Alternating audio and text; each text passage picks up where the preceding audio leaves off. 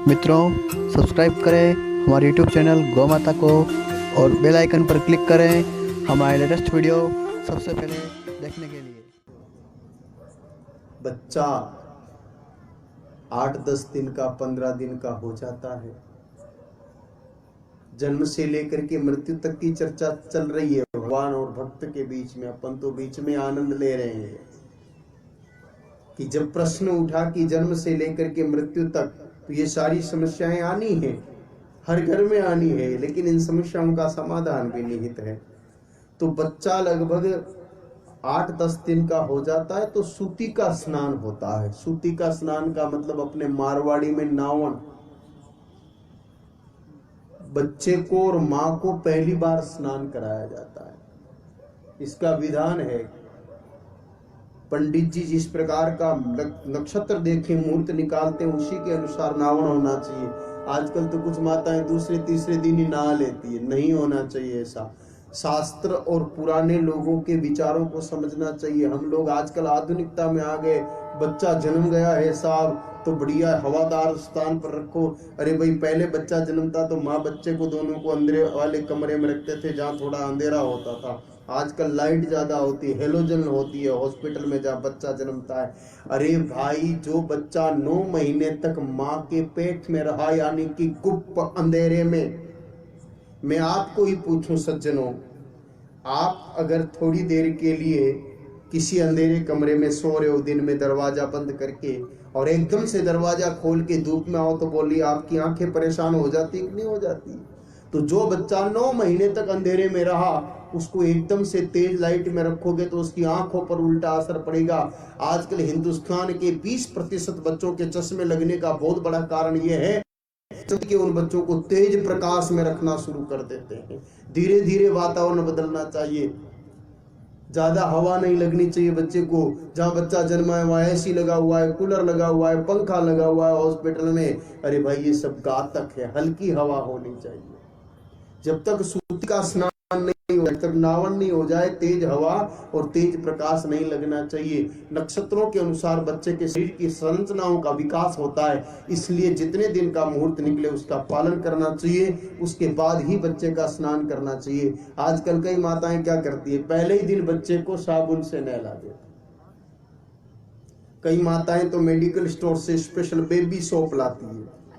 अभी 15 दिन पहले का अखबार आपने पढ़ा हो तो आपके मशहूर बेबी की प्रोडक्ट जो बनाने वाली कंपनी है जॉनसन एंड जॉनसन पर करोड़ों रुपए का जुर्माना लगाया सरकार ने, क्योंकि उसका जो बेबी पाउडर आ रहा था और बच्चों के जो सामान आ रहे थे क्रीम वगैरह, उनमें त्वचा में कैंसर करने वाले तत्व पाए गए। जॉनसन एंड जॉनसन को नोटिस दिया गया कि बाजार में जितनी चीजें हैं वापस मंगाओ, इस केमिकल के कारण नुकसान हो रहा है बच्चों को। टीवी पे विज्ञापन बढ़िया आता है, वो प्लास्टिक के नकली नकली एनिमेटेड गुड्डे गुड्डी हंसते हैं। आपको लगता है कि हमारे बच्चे भी ऐसे हो जाएंगे? नहीं होंगे, की चमड़ी की बीमारी हो जाएगी। शुरुआत में बच्चे को साबुन से नहीं नहलाना चाहिए, क्योंकि जिस साबुन से आप अपने बच्चे को नहला रहे हो उस साबुन का निर्माण होता है या तो कास्टिक सोडा से या कास्टिक पोटास से, और ये दोनों ही केमिकल बड़े खतरनाक होते हैं। सिर्फ 1 रुपए का कास्टिक सोडा या 1 रुपए का कास्टिक पोटास आप अपनी हथेली पर रखिए और 2 चम्मच पानी डालिए, आपका हाथ सज्जनों इतना जल जाएगा कि 6 महीने तक कोई डॉक्टर ठीक नहीं कर सकता। इतने खतरनाक केमिकल उस साबुन में होते हैं। आपकी चमड़ी तो कड़क हो गई इसलिए ज्यादा पता नहीं चलता, लेकिन अभी बच्चे की नई त्वचा है, कोमल त्वचा है, उस पे जब उस साबुन का इस्तेमाल होता है तो परिणाम स्वरूप आगे चल करके उस बच्चे को दाद, खाज, खुजली, चर्म रोग, स्किन डिजीज अर्थात चमड़ी की बीमारी होने की संभावना बढ़ जाती है। तो प्रश्न उठता है कि फिर किससे बच्चे को नहलाएं? ताम्र पात्र में जल लेकर के दशांश गोमूत्र मिश्रित करके बच्चे को प्रारंभ के 7 दिवस तक नहलाना चाहिए। देसी भाषा में समझा देता हूं, तांबे का बर्तन लो, दूसरा बर्तन काम नहीं देगा। तांबे का बर्तन लो, उसमें 300 ग्राम गोमूत्र डाल करके उसको बहुत अच्छी तरह पहले हिलाओ। तांबा और गोमूत्र जब आपस में मिलते हैं तो त्वचा रक्षक औषधि का निर्माण होता है।